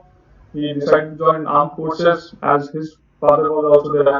तो मेरा कुछ रिस्पॉन्स इस तरह का रहेगा, क्योंकि जैसे मैंने पहले भी कहा है कि आपकी जो रिस्पॉन्सेज हैं it should suit your personality. तो उससे रिलेटेड जैसे मेरा ये सूट करता है, तो I am eligible to write this, and it will differ from person to person. Okay, आपके फादर और ग्रैंडफादर दोनों ही आर्मी थे, राइट? यस। ओके, कहीं ना कहीं आपकी पर्सनैलिटी को ये प्लस पॉइंट दे रहा है। तो अगर हम इसे फ्रेम करें तो हमें इसे लिखने की जरूरत ये होती, go to the police station, inquire about mother with the help of police person, bring out the mother back, work hard, join army. Yes. Okay. अब आते हैं बैट पे। हमने एसआरटी की तीनों सिचुएशन पे देख लिए। अच्छा, यहाँ पर बैट पे आने से पहले एक बात और, एसआरटी के बारे में एक कहानी है कि रेदर देन आपको ना मैक्सिमम सारे क्वेश्चंस करने की जरूरत है, मतलब 60 आते हैं तो 60 ही करने की जरूरत है। तो ये कितनी बात सच है? देखिए, ऐसा कुछ कंपल्शन नहीं है कि आपको 60 में से 60 ही करना है, but try and do all of them. अगर कोई मिस आउट होता है तो लीव देम, बट ऐसा कुछ मैंडेटरी नहीं है कि आपको बिल्कुल करना ही है, आपको कोई फोर्स नहीं कर रहा है, बट या you are expected to do it, क्योंकि आप एक लेवल पे आए हो या you are appearing for SSB, तो आपका इतना वो होना चाहिए कि you should be able to complete. Okay, तो अगर मान लीजिए आप एसआरटी में से कोई एक आप एसआरटी छोड़ देते हैं या छूट जाता है ऊपर में से, तो क्या वो आपकी पर्सनैलिटी या असेसमेंट में कुछ फ्लॉ दिखाता है? नो, एज सच कोई फ्लॉ नहीं दिखाता है। एज लॉन्ग एज जो आपकी बाकी एसआरटीज आप जो लिखते हैं इट इज क्वालिटी वन, वहाँ पे आपके एक्शंस क्लियरली डिफाइंड है, and they are able to interpret जितनी भी आपने लिखी है उन एसआरटी से उनकी आपको जो पर्सनैलिटी पता लगती है, तब तक वो ठीक है। बट एट द मोमेंट की अगर आपको उनकी पर्सनैलिटी जो है पता नहीं लग पा रही आपकी, तो फिर वो थोड़ा सा डाउट में रहेंगे, and then they will see it as a negative one, क्योंकि आप एक्चुअली डिफाइन भी नहीं कर पा रहे हो, एक्सप्रेस भी नहीं कर पा रहे हो, and you are already short of your number of SRTs, तो वो आपको थोड़ा नेगेटिव फील करेगा। बट अगर क्वालिटी मेंटेन करते हो तो definitely quality always supersedes quantity. Okay, यहाँ से चलते हैं आगे। अब आते हैं कहानी बैट पर। तो बैट में भी ऐसा होता है कि कुछ शब्द होते हैं नेगेटिव, कुछ होते हैं पॉजिटिव, कुछ होते हैं न्यूट्रल। तो हम पहले चलते हैं न्यूट्रल शब्द पे। पहला शब्द है कैंप, जो स्क्रीन पे देख पा रहे हैं। तो कैंप जैसे शब्द न्यूट्रल के लिए इनको कैसे टैकल किया जाए? देखिए, वैट का एक ही जो है फंडा है, आपको ऑब्जर्वेशनल स्टेटमेंट्स ज्यादा लिखने हैं। आपने डे टू डे लाइफ में जितनी भी ऑब्जर्व की है चीजें आपके आसपास या आपके कहीं भी लोकेलिटी में, तो आप उन चीजों को लिखिए, आपने जो ऑब्जर्व किए हैं। बीच मतलब कुछ एक रिस्पॉन्स बीच में आप डाल सकते हो, जैसे रिलेटेड टू सम फैक्ट्स, तो that is okay, well enough, but try कि आप जितने भी जो वैट लिखते हो आप उसमें ज्यादातर जो है ऑब्जर्वेशनल जो स्टेटमेंट्स है वो इंक्लूड करें। ओके, तो कैंप में जैसे होगा तो आप फॉर एग्जांपल व्यूअर्स के लिए थोड़ा एक मैच करने के लिए आसान होगा कि एक रिकमेंडेड कैंडिडेट क्या सोचता है और हम क्या सोचते हैं। तो कैंप पे आप क्या कोई सेंटेंस आपके दिमाग में अगर आ रहा हो? कैंप पे जैसे मेरा रहेगा कि blood donation camps increases social awareness, कुछ इस तरह का रहेगा, और ये मेरे पर्सनालिटी से भी मैच करता है कि donate on a regular basis blood also. तो ये मैंने मेंशन भी किया पीआईक्यू में, एंड इस तरह से आपको जो है मैं हर पॉइंट पे कहता रहूंगा कि ये जो आपकी पर्सनैलिटी से मैच भी करनी चाहिए। अगर आप लिखते हो कि ब्लड डोनेशन कैंप इंक्रीजेस, तो आपने क्या किया है एक्चुअली। तो ऐसा जरूरी नहीं है कि आप जो भी रिस्पॉन्स लिखोगे वो आपसे बिल्कुल हूबहू मैच करेगी, but it should be then there inside you, they should be able to see it. Okay, अब आते हैं अगले शब्द पे जो कि एक नेगेटिव वर्ड है, वो है बैफल, जिसका अगर मतलब अगर कईयों को मतलब नहीं बताओ उसका मतलब क्यों कंफ्यूज या कोई बात समझ में ना आई हो, तो ऐसे शब्द जो रेयरली यूज होते हैं उन पे कैसे टैकल करते हैं आप? इसमें भी फिर मैं नॉर्मल ऑब्जर्वेशनल जो फैक्ट्स हैं जो मैं आसपास देखता हूँ, ऑब्जर्व करता हूँ, मैं उसी से रिलेटेड लिखता हूँ। तो हर एक वर्ड का मेरा यही फंडा है कि मैं जो भी ऑब्जर्व करता हूँ रिलेट विद माय पास्ट, जैसे कि कहीं मैंने ये एनकाउंटर किया हो and it suddenly clicks on, मतलब एट द पॉइंट लिख देता हूँ। ओके, पर यहाँ पर सेंटेंस आप क्या देना चाहोगे? जैसे बैफल का है तो ट्रिकी पजल में बैफल एनीवन, तो कुछ मेरा इस तरह का रहेगा। तो एक ट्रिकी पजल जो है आपको कंफ्यूज कर सकता है, इस तरह का मेरा कुछ जो रिस्पॉन्स रहेगा। ओके, या हम कह सकते हैं bafflement can be cleared by clear communication, clear communication gives no bafflement. या मे बी सी आई, जैसे मैंने पहले भी बताया कि it will differ from person to person. Okay, तो यहाँ पे कुछ सही गलत का कुछ भी नहीं है, it should just be like कि आपको जो है पर्सनालिटी से match, as long as it is matching it is okay. Okay, अब आते हैं लास्ट वर्ड पे, वो है फाइट, जो कि एक्सट्रीमली नेगेटिव है। सो उसके बारे में भी आप कुछ कहना चाहेंगे कि नेगेटिव वर्ड्स को एक्सट्रीमली, जो क्योंकि आप फाइट जैसे शब्द अगर आप सुनते हैं तो कहीं ना कहीं दिमाग में बहुत ही नेगेटिव बातें ही आती हैं, तो वो एकदम से स्ट्राइक ऑब्जर्वेशनल तो लाना मुश्किल होता है, तो वहां पर आप क्या करते हैं? नहीं, यहाँ पे भी देखिए, आप अगर कोई नेगेटिव वर्ड आता है स्पेशली, तो आप उस नेगेटिव वर्ड को कैसे आप सुपरसीड कर सकते हैं, आप उसको कैसे दबा सकते हैं। ट्राई एंड थिंक ऑफ दो सॉल्यूशंस। अगर मान लीजिए यहाँ पे ऐसे वर्ड दिया है फाइट, तो आप फाइट को मतलब रोकने के लिए आप क्या कर सकते हैं, या आप रियल लाइफ में क्या करते हैं। तो कुछ इस तरह की सोचिए, ऐसा मत सोचिए कि फाइट से ही मुझे कुछ ऐसा करना है। तो हमेशा जो भी नेगेटिव वर्ड्स हैं उनको आप कोशिश कीजिए कि आप उनको कैसे ओवरकम कर सकते हैं। ओके, तो इस तरह में जो मेरा पर्टिकुलर रिस्पॉन्स रहेगा अगर मैं कहूँ अपने इस वर्ड पे, तो फाइट में mutual agreement settles down fight, तो कुछ इस तरह का रहेगा। ओके, अब यहाँ से थोड़ा आगे चलते हैं। हमारा यहाँ से शुरू होता है जीटीओ या पर्सनल इंटरव्यू। हम पहले जीटीओ पे चलते हैं। जीटीओ में पहला होता है जीपी और जीडी। तो जीडी की सिमिलैरिटी जो आपने बताया है अपनी बात को रखना, वो जैसे हमने जीडी फर्स्ट स्टेज में बात की थी वो वैसे ही है, इसमें कुछ अलग आप ऐड करना चाहेंगे?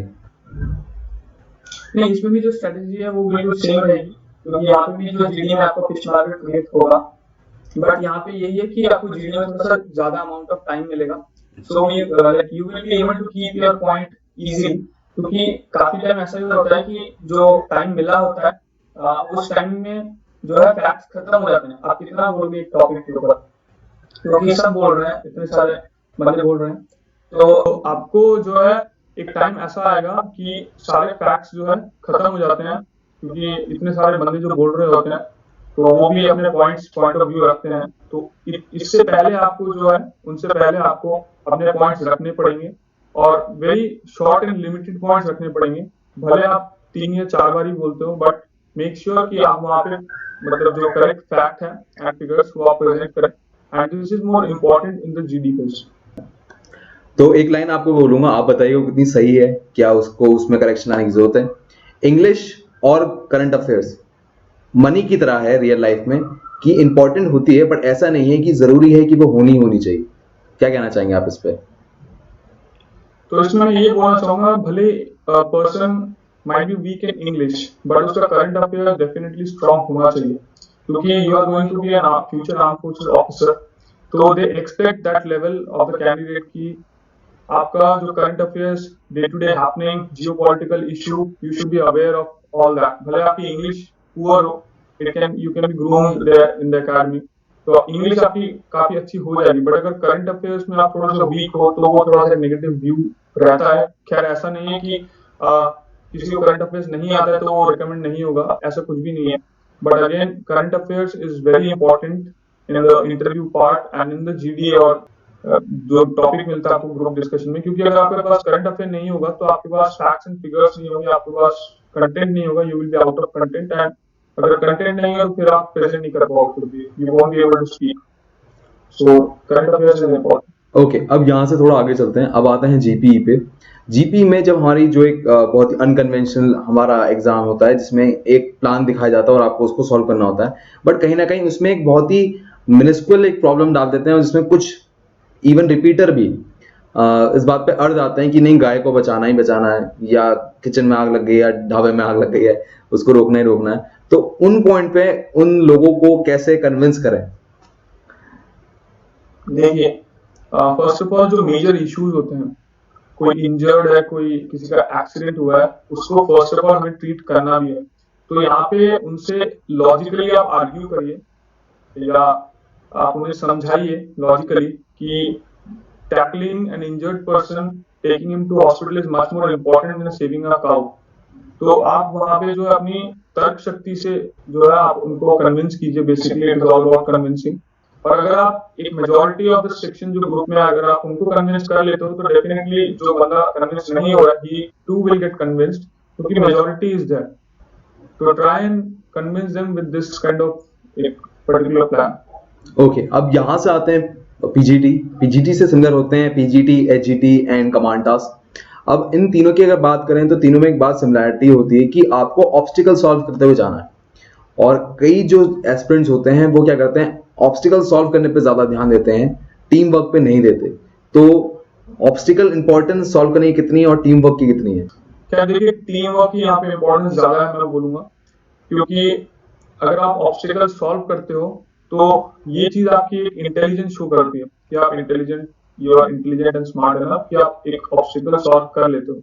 बट ये इंटेलिजेंस आपकी जो है ट्रेनेबल क्वालिटी है, आप इंटेलिजेंस एक आदमी को इंटेलिजेंट बना सकते हो, आप you can work upon him और वो within a period of time वो इंटेलिजेंट बन सकता है। बट अगर उसमें टीम वर्क की क्वालिटीज है, कोऑपरेशन, ठीक है, working together as a group, अगर वो क्वालिटीज मिसिंग है तो आप वो फिर वो ट्रेनेबल क्वालिटीज में काउंट नहीं करते हैं। तो it is more important that you work with in a team rather than solving obstacles and all. Yeah, it is important that you solve and tackle those obstacles too, but teamwork is more important than that. तो यही बात आप group obstacle race के लिए भी कहना चाहेंगे? बिल्कुल। ओके, तो यहां से हम आगे चलते हैं पर्सनल इंटरव्यू की तरफ। पर्सनल इंटरव्यू आप अब तक 6 बार दे चुके हैं और कहीं ना कहीं कुछ लोगों के लिए हॉन्टेड हाउस बन जाता है, वो हॉन्टेड रूम बन जाता है। तो वहां पर कई पार्ट्स में पूरा पर्सनल इंटरव्यू डिवाइड होता है। First introduction, second rapid fire, तीसरा करंट अफेयर या टेक्निकल क्वेश्चंस, एंड लास्ट में would you like to ask me any question.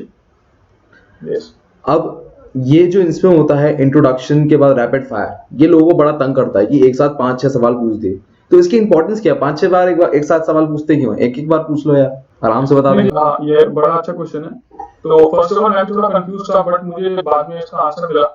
तो इसका बेसिकली जो मोटिव है उनके पीछे, तो दे वांट टू सी कि कैंडिडेट कितना अटेंटिव है, कि वो एक राउंड में जब 5-6 क्वेश्चन एक साथ पूछ रहे हैं तो how much is he listening to that particular question. अगर आप अच्छी तरह से आप अगर अटेंटिव रहेंगे तो you will memorise it, and they also check their grasping power कि आप कितना ग्रास्प कर पा रहे हो।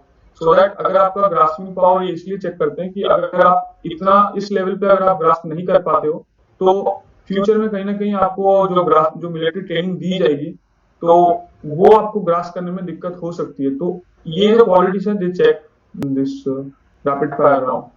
ओके, अब रैपिड फायर राउंड से थोड़ा आगे बढ़ते हैं। सो यहाँ पर रैपिड फायर खत्म होने के बाद एक ऐसा सिचुएशन होता है, आपसे एसआरटीज पूछे जाते हैं। तो आपके इतने सारे ऐसे इंटरव्यू हुए हैं, तो आपका कोई एक ऐसा एसआरटी रहा है जहां पर आप कभी फंसे हो? या काफी यहाँ पे रहे हैं ऐसे क्वेश्चंस। तो एक क्वेश्चन मैं शेयर करना चाहूंगा। मेरे से इंटरव्यू में पूछा गया था कि आप एक ट्रेन में हैं एंड आप स्टेशन पे उतरते हैं, ट्रेन इज स्टैंडिंग, आप कुछ सामान लेने के लिए उतरते हैं एंड इतने में आपका कोई पर्स वहां पे पिक पॉकेट कर लेता है and he starts running like away from the station. तो व्हाट विल यू डू? तो कुछ इस तरह का मेरा वहां पे जो क्वेश्चन पूछा गया था, and after that he was again putting pressure, और वो जो सिचुएशन थोड़ा बहुत डिफिकल्ट कर रहा था अकॉर्डिंग टू माय आंसर्स। तो this was one of the SRTs that I was asked.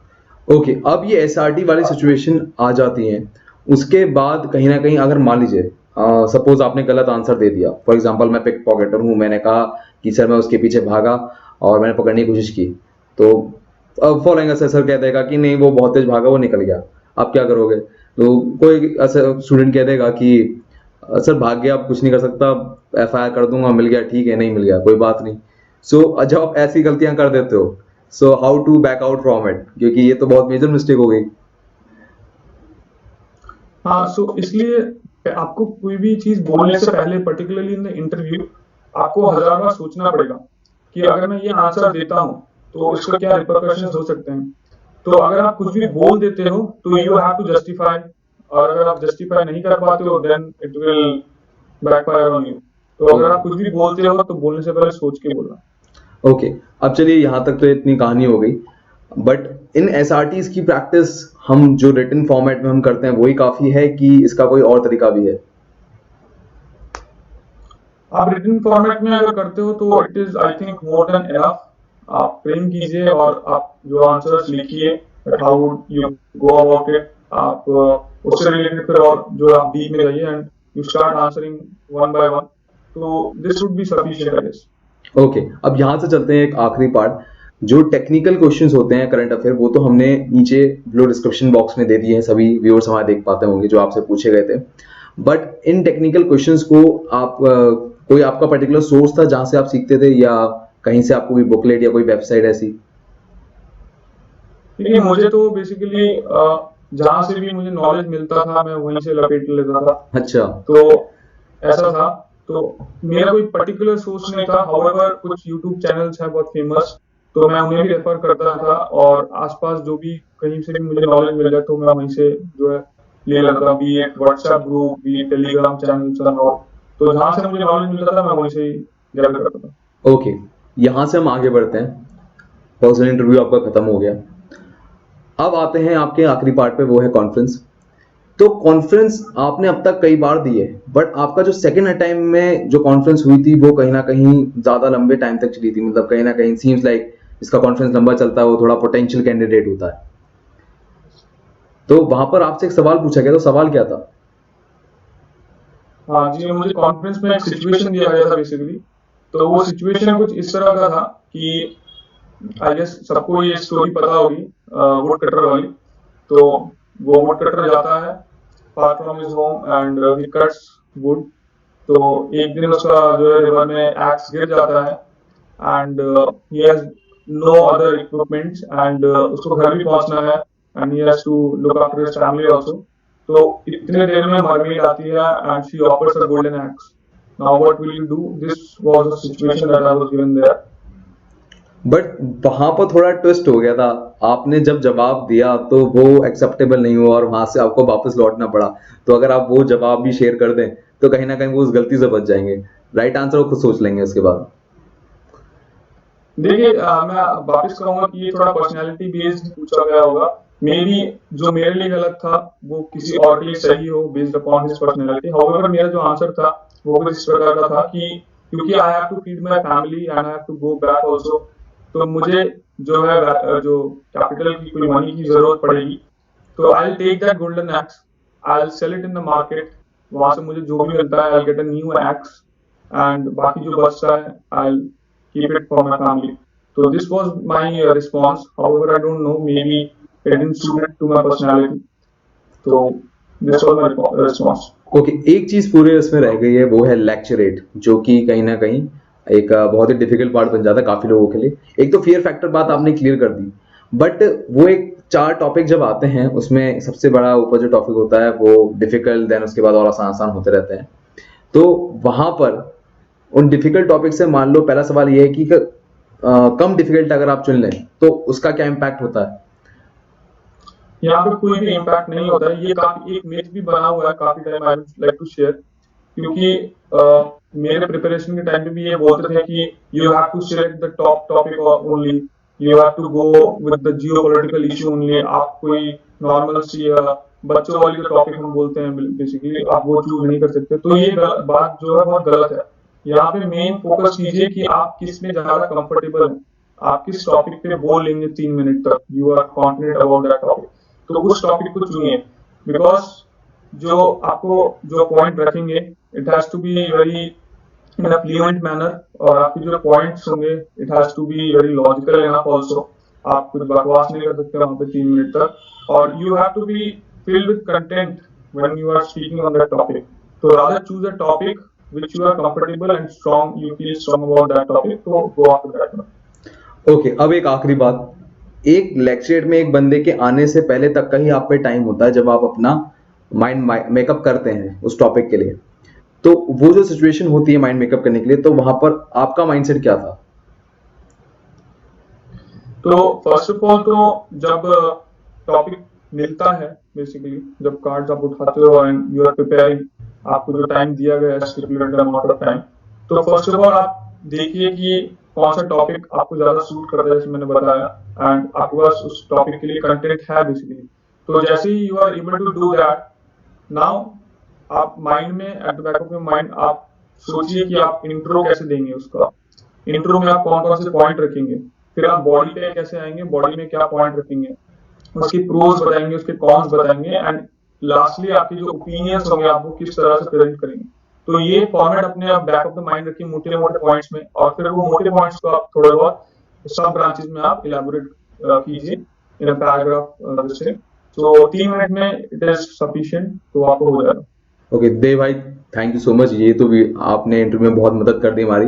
And अभी आपका एफकेट का मेडिकल बाकी है, तो we I wish you a very all the best हमारे व्यूअर्स की तरफ से भी। आप जुलाई में, जब जून जुलाई में मेडिकल्स के लिए जाएं तो रिकमेंड हुआ है, और अगली बार हम चाहेंगे आप यूनिफॉर्म में ही देखें, ब्लू कलर में हमारी। और wish you all the best, thank you. Thank you. इसके साथ आपको अगर जो वीडियो की अपडेट है वो आपको अपडेट कैसे मिलेगी वो मैं आपको बता देता हूं। देखिए, ये आपका एक YouTube पेज हो गया।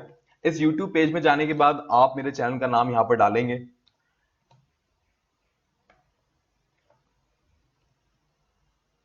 यहां पर आने के बाद आपने चैनल पे क्लिक किया। चैनल पे क्लिक करने के बाद आपको जाना है होम पर। जितनी भी नई अपलोड है आपको यहां पर मिलेंगी। अब मान लो किसी दिन आपको वीडियो नहीं मिलती है, तो आपको कैसे आपको ढूंढनी है, क्योंकि मैं एक मैकेनिकल डिजाइन इंजीनियर हूं, तो मेरी अराउंड 14 आवर्स की जॉब है, और किसी दिन अगर ओवर टाइम हो गया तो संडे को मेरे को टाइम नहीं मिल पाया, तो मैं आपके लिए वीडियो अपलोड नहीं कर पाऊंगा। तो आपको वो ढूंढनी कैसे है? देखिए, एक तो तरीका है कि आपके 3 प्लेटफॉर्म है, फेसबुक, टेलीग्राम, इंस्टाग्राम। अगर आप मेरे से इन पे जुड़े हुए हैं तो वहां पर मैं अपडेट कर दूंगा कि मैं आज क्लास नहीं ले पाऊंगा या आज वीडियो अपलोड नहीं हो पा रही है। और तीसरा है यूट्यूब। यूट्यूब से तो आपको 100% अपडेट मिली जाएगी। कैसे मिलेगी ये आप जरा देख लें। सबसे पहले आप अगर जा रहे हैं तो यहां पर एक सेक्शन है कम्युनिटी करके। कम्युनिटी में आप जब जाएंगे तो ये फेसबुक पोस्ट की तरह अपडेट करता रहता है आपको कि लेटेस्ट पोस्ट जो क्रिएटर है उसने क्या डाला है। जैसे अभी मैंने 8 घंटे पहले डाला है सियाचिन ग्लेशियर का, और उससे पहले डाला है टेक्निकल क्वेश्चंस का। तो यहां पर आपको अपडेट मिल जाएगी। और मैं इससे बात कहना चाहूंगा, ये जैसे प्रज्ञांशु और राधिका का मैंने इंटरव्यू लिया था जो आप लोगों को बहुत पसंद आया। मैं चाहूंगा कि आपका कोई दोस्त जो डिफेंस एस्पिरेंट हो, रिकमेंड हुआ हो, उसके बारे में हमें बताइए कमेंट बॉक्स में या मेरे ईमेल में आप बताइए। एंड हम उनका इंटरव्यू लेंगे और उनके बारे में, उनकी जो इंस्पायरिंग स्टोरी है वो आपके साथ शेयर करेंगे। कहीं ना कहीं आपको रिकमेंडेशन में मदद मिलेगी। और आपको मेरे लिए कोई मैसेज अगर छोड़ना हो तो सर्वर करके मत छोड़ा करो यार, बहुत फॉर्मल लगता है। मैं भी आपकी तरह डिफेंस एस्पिरेंट हूँ, तो @वार्ष्णेय या #मैसेज टू वार्ष्णेय आप डालें कमेंट बॉक्स में, और मैं आपके मैसेज का जरूर रिप्लाई करूंगा। और ये तो आपको पता ही है, पसंद आई गई है तो बस लाइक शेयर कमेंट कर दो। ज्यादा पसंद आ गया हो तो घर में खाने के लिए इनवाइट कर दो। और मिलते हैं आपको अपनी अगली वीडियो में। जय हिंद।